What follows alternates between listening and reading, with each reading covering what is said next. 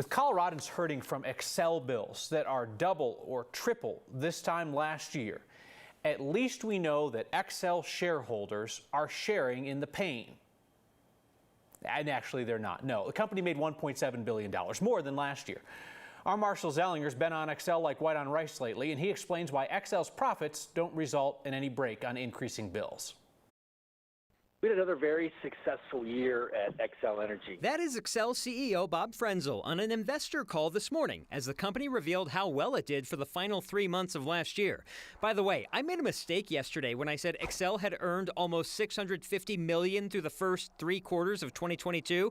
That was just the third quarter. The number on this graphic should have been double. But now we know how much Xcel made all year. $1.7 billion, money that can be paid as dividends to investors or reinvested. We've received emails from viewers wanting to know about executive compensation. Well, it's a public document, so here you go. In 2021, the CEO made $8.5 million, though his quote-unquote salary was just $931,000. He became CEO in August of 2021. The previous CEO made $12.7 million total. His salary portion was $1.35 million. I point out the salary because that's where viewers can argue, hey, take less money and give us relief on our bills.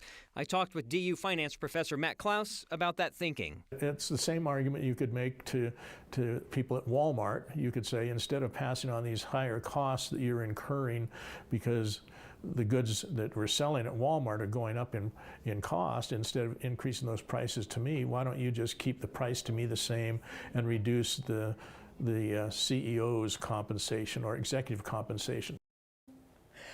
I'm laughing because we know that would never happen. I do need to point out that Xcel is seeking to give us a break on gas costs because gas prices have gone down. They're asking the PUC, the commission that we told you about yesterday, for a reduction of our gas rates on our next 2 bills.